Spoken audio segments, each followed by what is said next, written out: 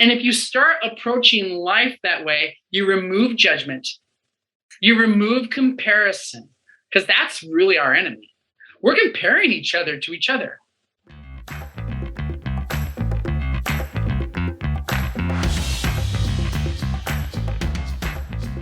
Hello and welcome back to another episode of the Thrive State podcast. I am super pumped because I just finished an awesome podcast with our next guest, Stephen Harms. I am just really pumped because you could tell from his energy, you could tell from the way he teaches. He is super passionate about what he does, and I can't wait to just share his work with you. I got to know Stephen because I belong to a group called Metal.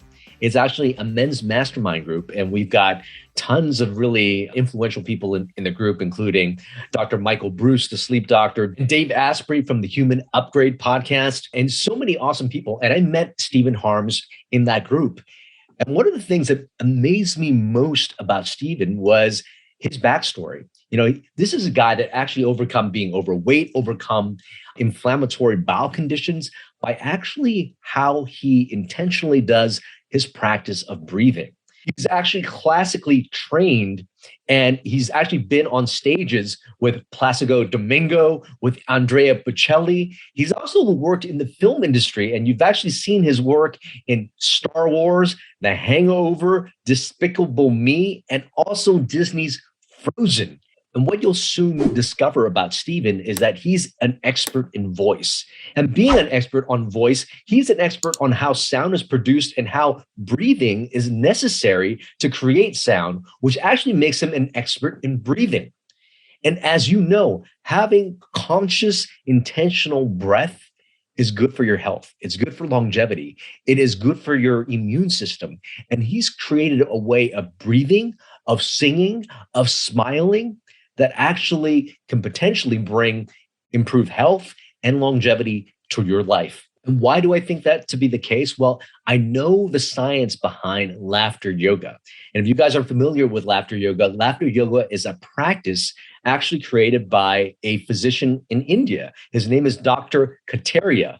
I butchered his name in the podcast, but it's Dr. Kataria. And it is a practice that combines breath, laughter, and movement. It's actually a practice that combines breath, laughter, and movement. And those three things used synergistically actually increases endorphins. It's shown to decrease inflammatory markers in the body, and it actually stabilizes the telomeres, which are basically our DNA that protects our DNA from aging.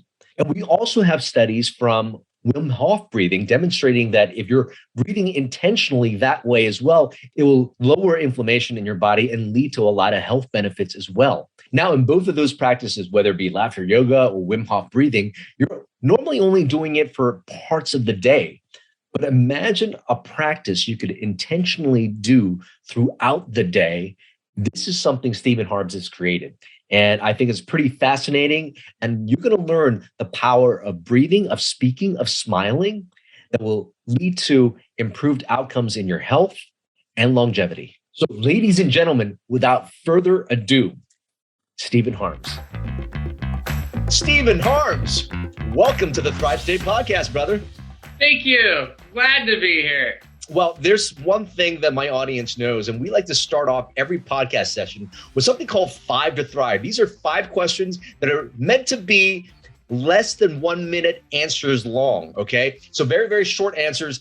There are going to be graded by points, and if you win, Stephen, you win dinner with me. So are you ready to play 5 to Thrive? I am. All right, Stephen, question number 1. What's your favorite book? My favorite book. Wow. The Greatest Salesman in the World by Og Mandino. Oh, beautiful. Question number 2. Favorite activity as a child? Singing. Okay. I would hope so. Next question is, what was your favorite childhood memory? My favorite childhood memory was every Christmas, my parents would go into the living room and they would prepare the room for us before we went in. And one Christmas, the 4 of us children, I was like 10 or something like that, we all chipped in and bought my parents new furniture. And so After they went to bed that night, we put like all this furniture in the living room. And so we were the first ones to go in there and prepare the living room for them. Oh, wow. That must have been a very, very special memory. Question number 4. You're really on with points. So far, you have 3,500 points over, out of 3,000. So you're winning this game here. Question number 4 is, what would you think your superpower is? Oh, wow. Well, my superpower is empowering you to become a more effective human being so you can teach other people how to become more effective human beings.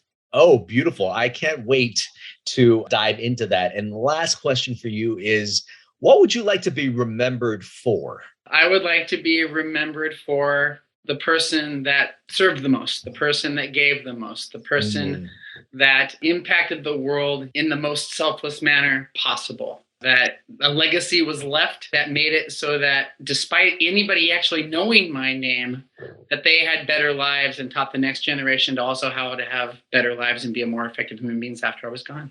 Oh, beautiful. I mean, that's why I wanted to bring you on the show, because the people that are on the Thrive State podcast, those are the people that are really serving at a very high level. And I was more drawn to your story and what you do for the world, only because I teach something called laughter yoga. And for the people in the audience that don't know what this is actually a practice of laughing that someone by the name of Dr. Kalantiri or something like that developed. So he combines basically ways of laughing, breathing, and moving. And they've actually done studies on this where it actually reduced inflammation, on their body. People that had clinical symptoms that saw a decrease in their symptomatology, and it seemed to actually allow people to live longer. And when I found out what you were doing, Stephen, when I found out the medical conditions that you had to overcome, when I found out basically the scientific and the medical breakthroughs that you had to go through in your own life, knowing that you did the same things, laugh, smile, sing, breathe, I wonder if you tapped into the very same thing that Dr. Kalantiri with laughter yoga tapped into. So that's why I wanted to bring you on. So before we get into all of that, I wanted to know, for example, you basically created this system of intentionally being laughing, smiling from being the opera singer. Did you always enjoy singing as a child? So when I was a child, I thought I could sing well, and I had some things that gave me some abilities. My mom says that I sang at the age of 1.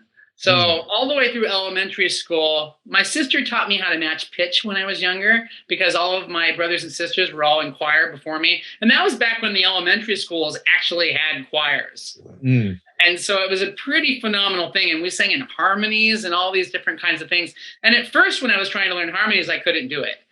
Right? I'd have to literally plug my ears and try to pick, find my pitch. But eventually, if you practice it enough, anybody can just learn how to do it.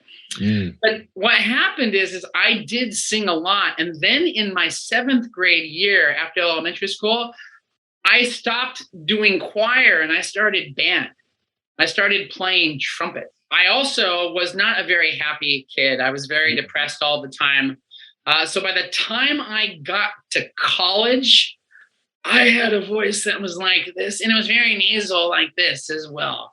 And it was completely thrashed, and I didn't even know. But that's a very short, condensed history, since we only have a short time here now. Oh, amazing. So it sounded like you enjoyed singing, but right around college time, your voice was shot. At that time, did you think you were going to be singing in the opera and in these major entertainment movies? No. I wanted to be a pop rock singer. I went to my very first voice lesson, my first official voice lesson at college. And he was like, well, let's sing, right? And so he did his scale, you play on the piano, da, da, da, da, da, da, da, da. And I went, that's probably better than how it actually was. All right. And he tested me a few things and he's like, why do you want to be a singer? And I said, well, it's my goal to love, reach out, care for, serve, and help as many. I said it like this. So it's my goal to love, reach out, care for, serve, and help as many people as possible. And he's all, really? He goes, and you want to sing why? And I said, well, because singing is the most influential form of communication in the world. And if I become a singer, I have a better chance to impact and influence more people's lives. And he's like, really? He goes, well, I think you have a vocal problem. And so I went to the doctor. I went to Dr. Von Leyden, who was the top voice doctor in the world at the time. This is a very short version of a long story because I didn't have any money. I found out later that my voice teacher and the doctor kind of worked together to make it so that I didn't have to pay. I didn't have any money at all. He looked at my cords and sure enough, I had 2 calluses, one on each cord. And he goes, "You can't talk for the next month." He goes, "Maybe they'll go away." But I was a waiter. I waited tables and I'm like, "I can't, I have a job." He goes, "Look, I'm not going to charge you for this and you're going to have to come back and I'm not going to charge you for that either. If I give that to you, do you promise not to talk for the next month?" Because they wanted to support my vision. They liked what I wanted to do with my voice. Mm-hmm. And so I didn't talk for a month. I went back and they were gone. Right? No sound. That's no sound. My rules were no clearing throat, no whispering, no coughing, nothing, no sound whatsoever, no phonation, no resonance, nothing. And he goes, "Great, they're gone." And I go, "Fantastic, mission accomplished." He goes, "No." He goes, "You're mighty young to having gotten these. You didn't get these because of how you sing. You got them because of how you talk." Through the course of this journey, I found out that I talked out of the side of my mouth like this. And when I was younger, I had a lisp. And the way that the speech therapist fixed my lisp was by just making it so that it came out straight through the center of my mouth. But she didn't know everything. So little did she know, she had taught me to fix my lisp with my tongue on the top of the mouth, not the bottom. And that causes all kinds of new problems. Because when you want the resting ah for the most efficient sound that you can make as a human being, you need your tongue at the bottom of the mouth. But if you're constantly putting it at the top, because that's the only way that you can form your S's, my speech therapy, ironically, led to a huge part of the problem. That combined with the fact that I talked out of the side of my mouth, that combined with the fact that I had asthma, that combined with the fact that I never crawled as a child, all of these things combined with the fact that I had a mess of a voice and a mess of coordination and a mess of rhythm and just a mess. So that was my situation. So I went through 2 to 3 years just to learn how to speak and create natural resonance in my tone. And it was quite the journey. I taught myself how to crawl. Mm-hmm. And because I never crawled as a child, so I imitated my crawling motion by getting on a treadmill for 2 years. And I practiced moving my hips back and forth and imitated crawling motion so I can get even rhythms back into my body. Again, a much shorter version of a very, very long story and long drawn out process. And then I was also, when I went to my first voice lesson and this teacher first heard me, he thought to himself, "Wow, this guy will never sing. He's awful." And then when I went through this processes over the next 2 to 3 years, and I literally went into his office like 3 years later and I was crying. I was like, "This is ridiculous. I'm never going to learn to sing. I'm never going to learn to use my voice." And then he said, "Stephen, if anybody learns how to sing, it's going to be you. I support your vision. I love what you're trying to do in the world. Just keep going at it. Keep working at it." And then that was my last lesson with him because 6 months later, he died. He died of AIDS. So that was my last lesson with him. And eventually, because I fixed my voice, and the answer to your question about opera and classical singing. Yes. Classical singing is not a style. Classical singing is the most efficient, effective way that the body produces sound. Before the invention of the microphone 100 years ago, unless you were classically singing, and I'm making quotations with my fingers, then nobody would hear you because it was the only thing that would carry. So if you wanted to sing, "I'm dreaming of a white," nobody would hear you. Not until the invention of the microphone. So everybody before 100 years ago, if they sang and people heard them, no matter what they were singing, whether they were singing hymns in church, whether they were singing folk songs, whether they were actually singing foreign language operas, they were singing with an opera style form of breath, or nobody would have been able to hear them. Amazing. Now, if you guys are tuning in either by audio or visual, you could actually hear what Stephen's talking about. The way he phonates, the way he speaks. You'll also, Stephen's also going to teach us a few techniques a little bit later, but he's actually almost speaking as if he was singing. And you could actually hear the smiles. If you guys are just listening via audio, you could hear the smiles and laughter that he actually is carrying with basically throughout the day. So Stephen, let me ask you, how long did it take you to sort of train yourself how to speak and sing to develop the career that you had? Oh, easily a decade. But the reason that it took me a decade is because nobody knew what to do with me. Nobody knew how to help me. Like, how do you help this guy? What's he going to do? How is he going to be able to accomplish these things? Please understand that I still wanted to be a pop rock singer, but everything that I sang, because my voice was now healthy, because I was going through a healthy process, sounded like opera. So if I wanted to go, don't stop believing, hold on, it sounded like opera. And there was nothing I could do about it. So eventually I learned, don't stop believing, hold on to the feeling. And eventually I learned that if you breathe as if, now this is the key, if you breathe as if you're singing classically, then literally by thinking what you want to create, the breath stays the same as if you're singing classically, and then you can create whatever sound you want. The myth is this, is that you breathe differently to create different sounds. It's 17:30. That's a myth. The myth is, and I'll repeat it, if you breathe differently, that's what gives you the ability to create different sounds. It's not true. You breathe the same way. You breathe with a deep foundational support. People call it using the diaphragm. They call it all kinds of things. And it's classical support, but it's not classical support.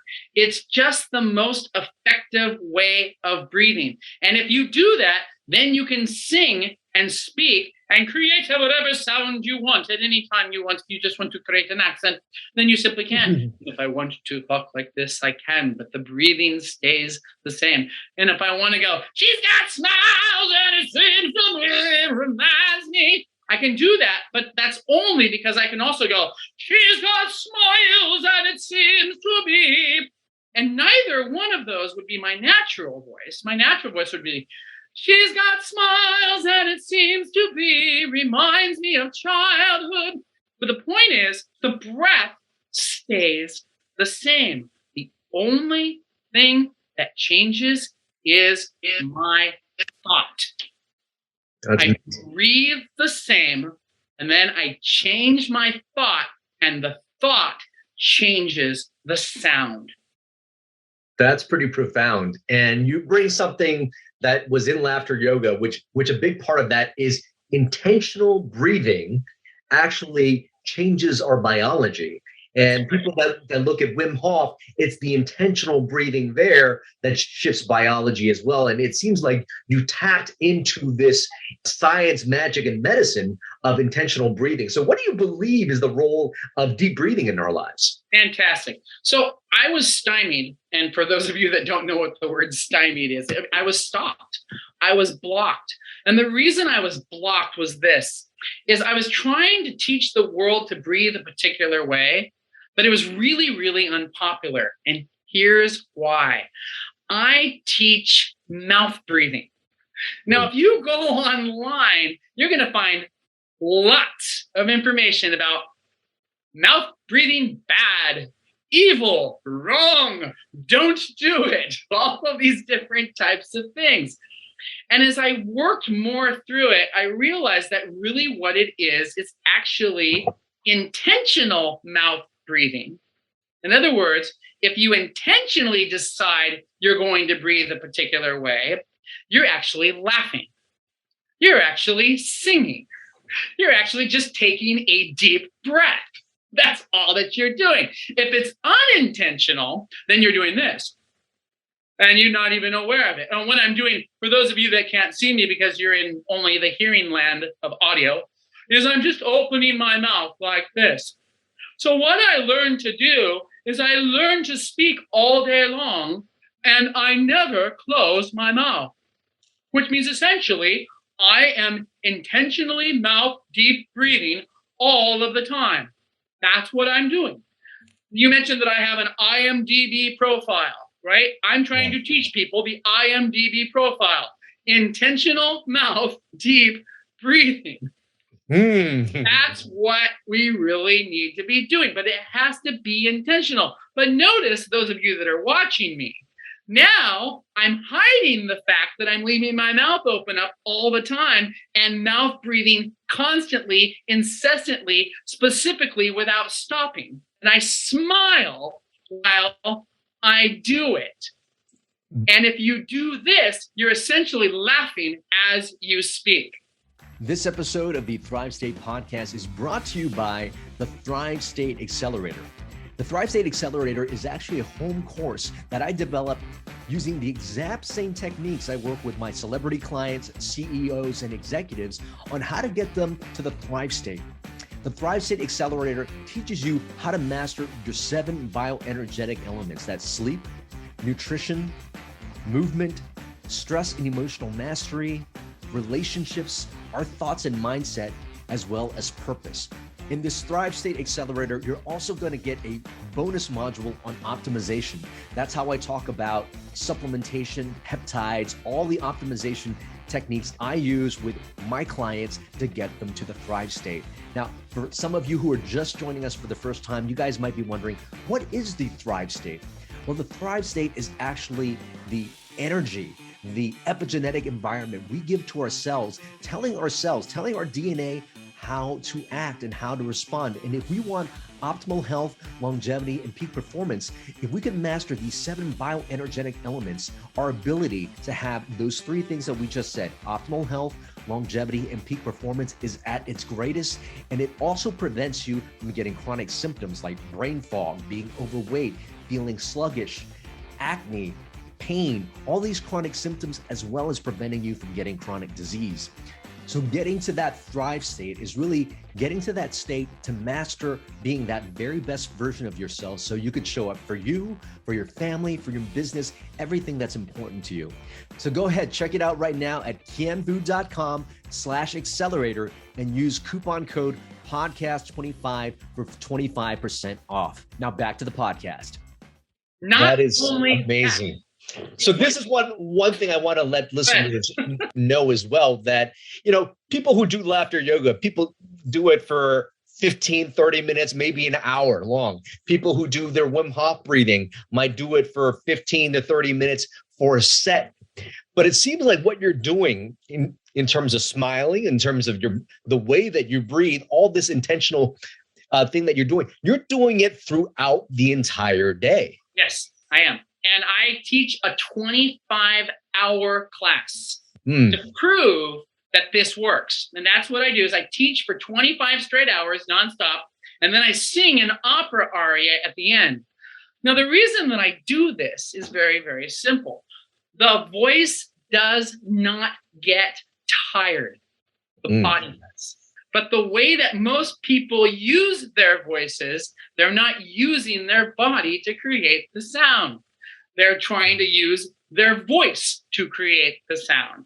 But if you're using your body, it's just a gas tank that you keep refilling and you keep refilling and you keep refilling and you keep refilling. So I'm incessantly, consistently, specifically doing that all day long. So the way that I do that, and I was going to show you guys this exercise later, but I'll just show you what I do now. What I do is I do something called ST to the power of 3, which I created. And this is what it is. When I make a sound, I make sure that I start with my mouth open. It's open. Then, as I continue to speak, I stay open. So I start open, which starts with ST. And then I stay open, which also starts with ST. And then when I finish a phrase, I stop open. Then I have ST to the power of 3. I start ST, I stay ST, and I stop ST to the power of 3. And I do this all day long, every day, all of the time, no matter where I go, but you don't know that I'm doing that because I'm smiling. And because I'm smiling, you can't tell that that is what I am actually doing. Because I do this all day long, I am literally in the constant state of a deep breath. So we're beyond laughing yoga. We're into, hey, how do I take the experience of laughing yoga? How do I take the experience of a deep breathing seminar, of a mountaintop experience of breath work, and keep it in my life all day long? And that's what I actually teach people how to do. So if people believe in it, now it's just a matter of exercising it and practicing it in such a way that you can do it in your normal, everyday, practical life. That is amazing.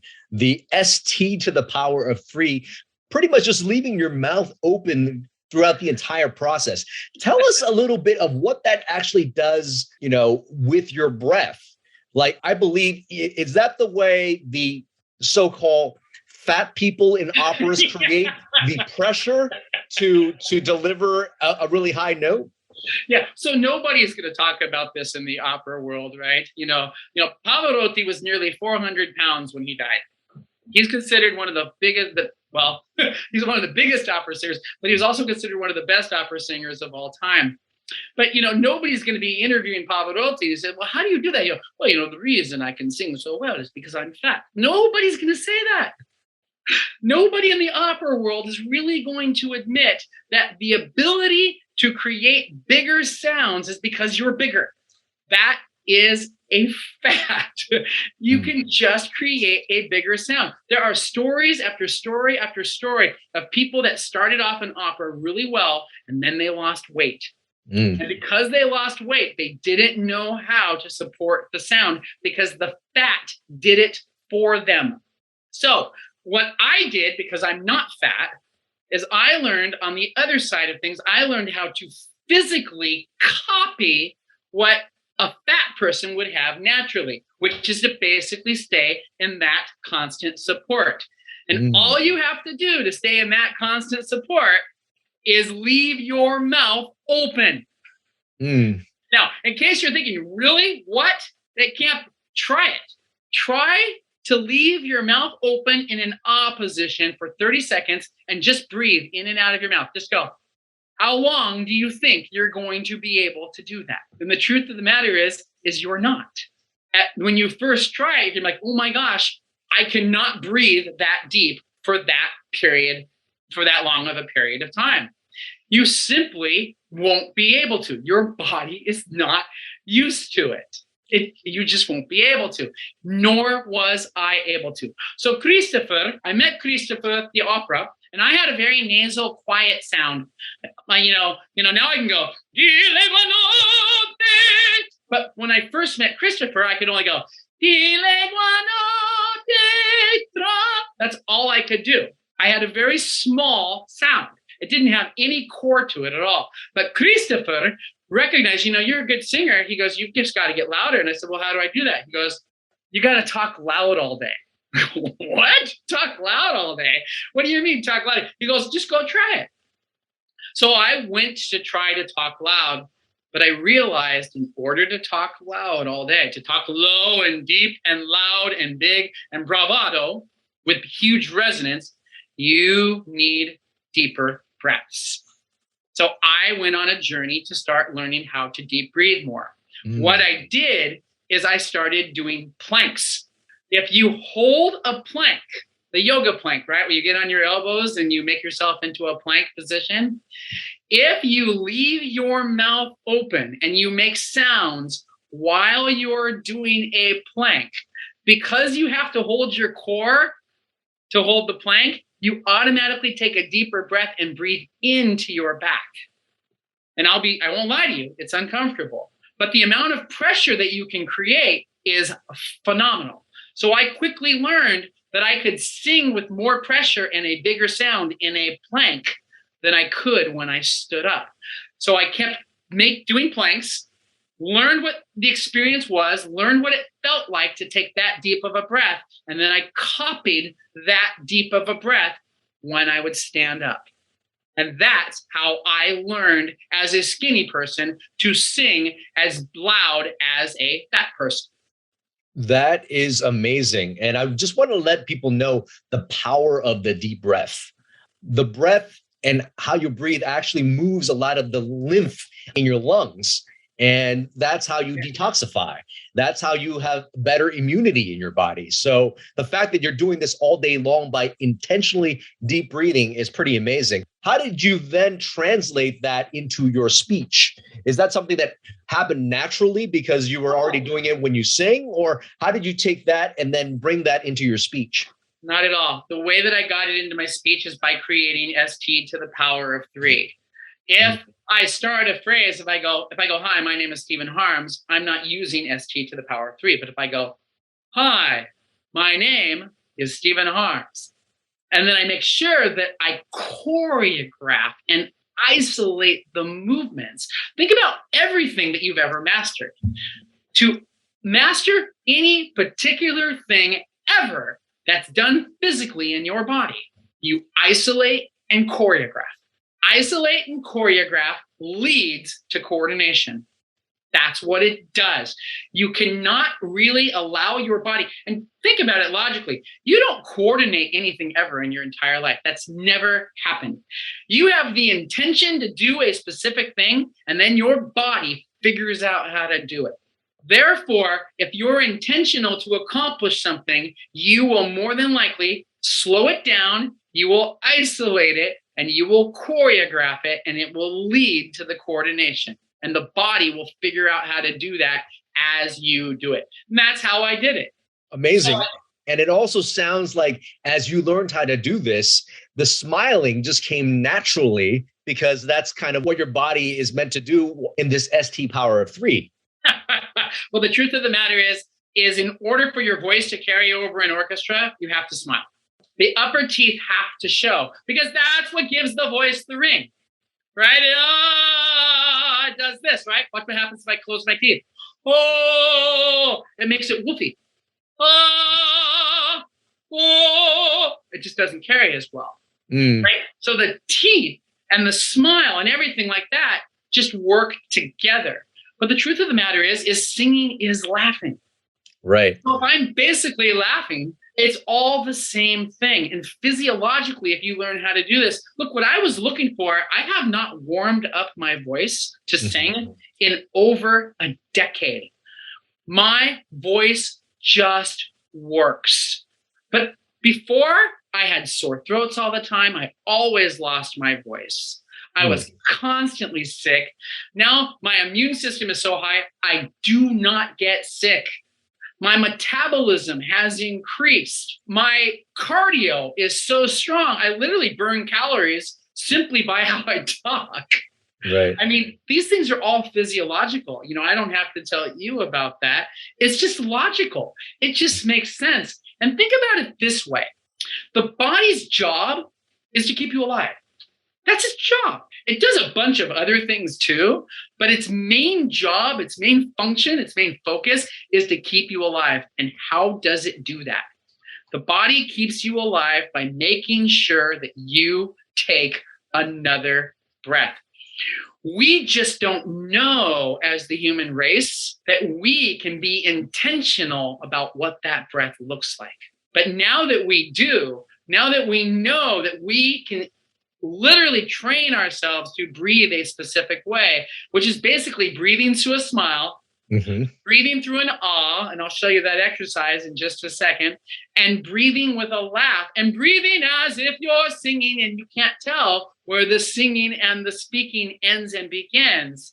Well, now we can take command of giving us a better shot at having longevity and living longer simply by being intentional about how we breathe.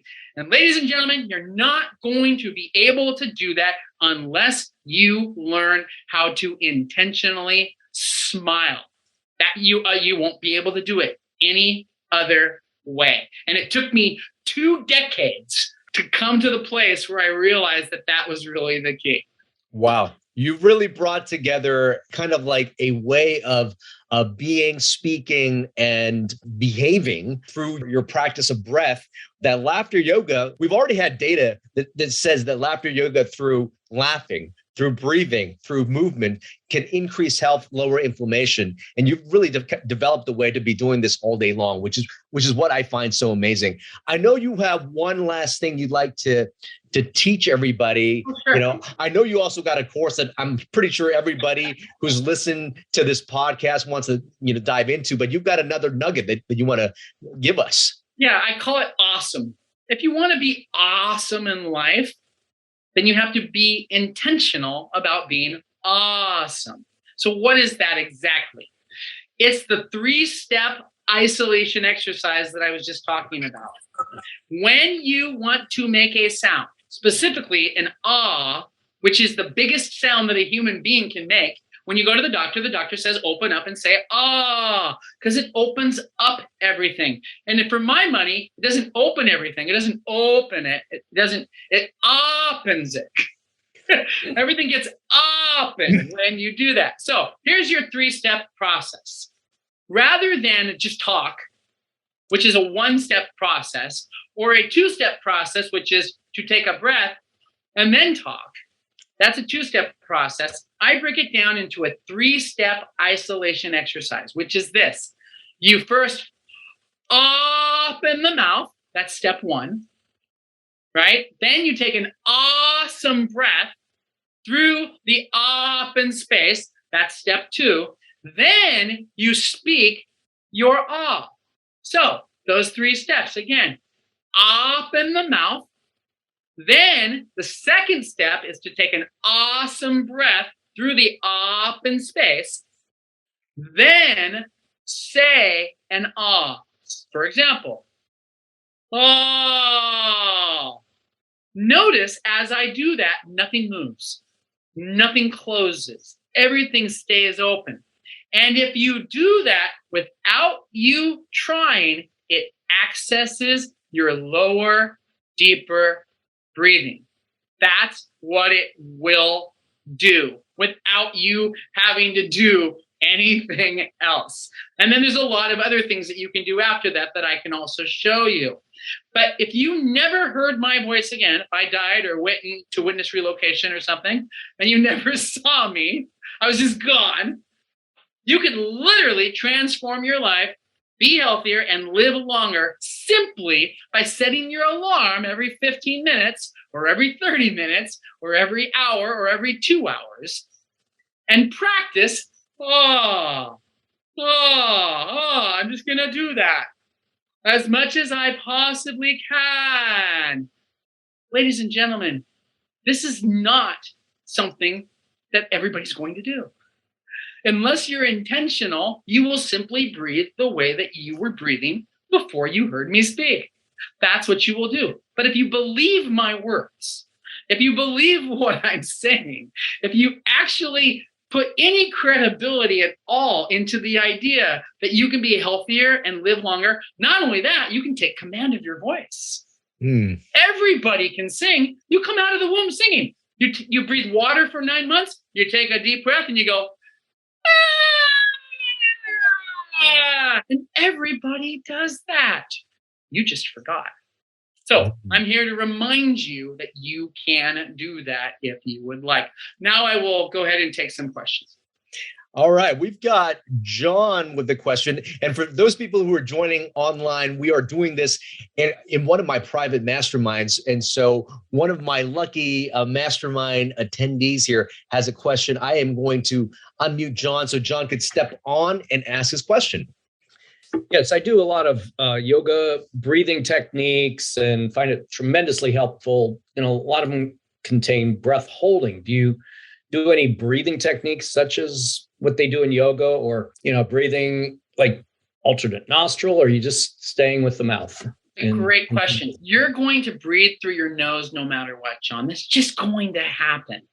I am not advocating that you only breathe through your mouth. I'm saying that you intentionally breathe through your mouth in addition to the fact that you're already breathing through your nose.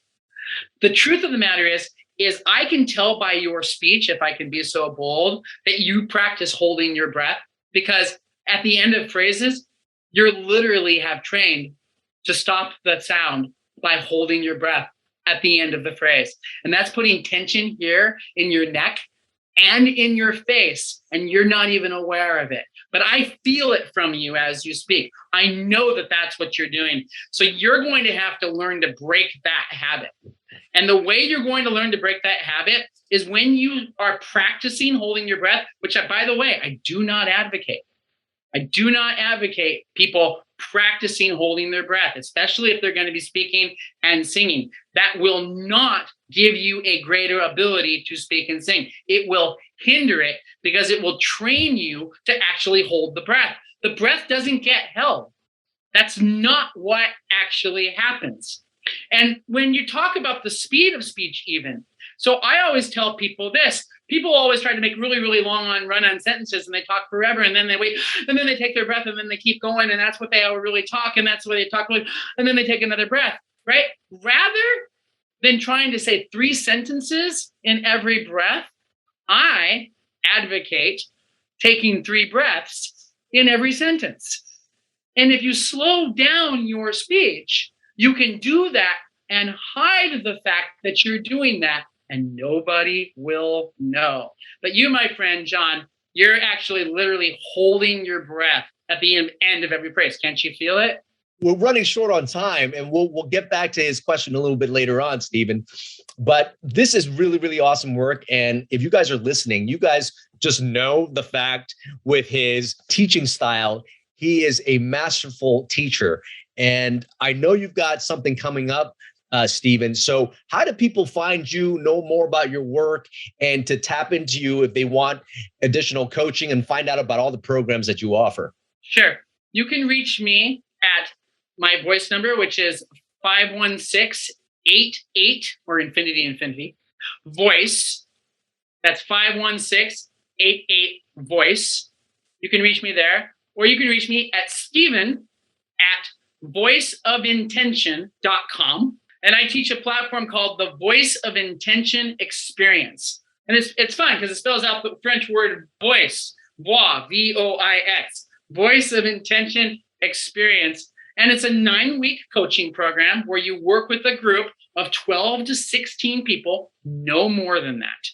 It's a small class for 9 weeks. And the reason that is because you are more likely to go through what you need to go through to learn how to breathe this way if you have other people to go through it. Because let's just face it, everybody is concerned about what everybody else thinks about the sound of their voice. And if I get you to start trying to create different sounds as you're learning how to deep breathe, all of your friends and family are going to be like, you sound weird. Why are you talking that way? But the truth of the matter is you have to be intentional, and you have to take ownership and authorship of your own life rather than being the editor of your life. And you have to be able to stand up to them and say, hey, look, I'm going to do this because it's going to make me healthier. I'm going to live longer. It's going to help me with all of the things that I'm trying to do in life. It's going to help me in my relationships because I'm going to smile more. I'm going to be happier. And if you don't like the sound of it, then you need to change your perspective, because I need to go through this process. I have to practice and isolate the way that I speak in such a way to train myself. And I need your support in this. And if you have a group class, that group class gives you that support. That's beautiful. And we're going to be launching that next version of that class in mid-March. So if you are interested, I highly suggest you sign up for the course. I know it's only limited to 12 to 16 people, and I know that's going to fill up fast. So those of you guys who want to get in, call 516-88-VOICE ASAP. Now, Stephen, thank you for your time today. My last question for you is, with everything that you've learned in life, all the experiences you've had, all the teachers you've had, what has been your best medicine? My best medicine, awareness. Awareness is the best. And I call it awareness, right? All the great things in life start with Our alphabets start with Awareness is the key to everything. I teach something called exponential growth. So exponential growth is simply this: awareness. What does it lead to? It leads to more awareness, which leads to what? More awareness, which leads to what? Which leads to more awareness. And if you start approaching life that way, you remove judgment, you remove comparison, because that's really our enemy.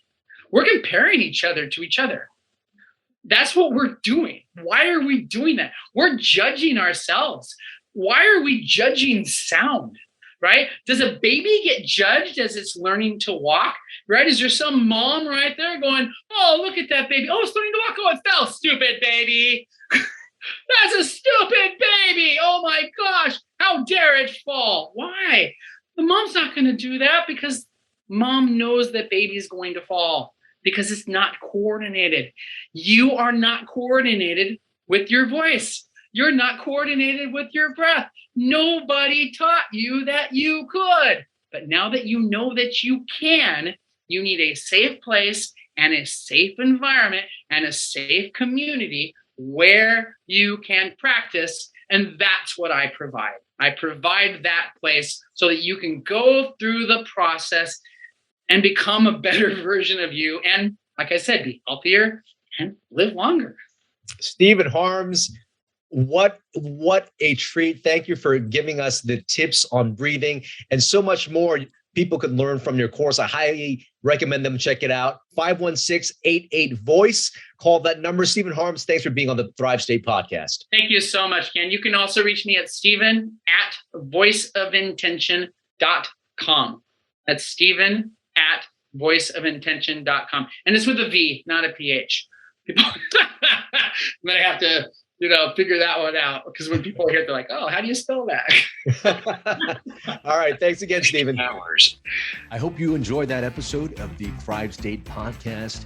And if this podcast is bringing a lot of value to you, if you find that your life is just improving with this podcast, that your life is getting to the next level, please consider supporting it. And here's a few ways you can do so.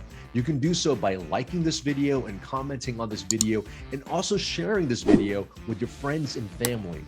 Another thing you can do is go to ratethispodcast.com/ThriveState.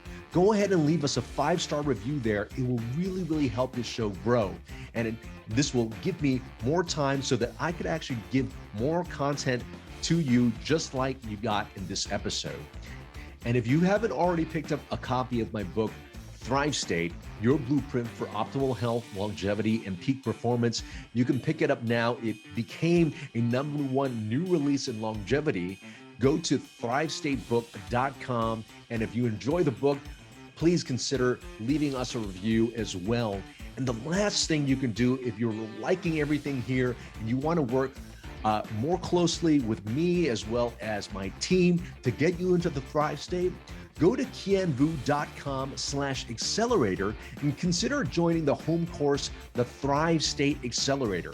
It's really the course that I use. It's the concepts that I use personally when I work with CEOs, celebrities, and my high-profile clients to get them to the Thrive State. Again, the Thrive State Accelerator at kienvu.com/accelerator. And because you're a listener of this podcast, I want you to save 25% by using the coupon code podcast25. I hope we continue to give value to you. And remember always, you are your best medicine.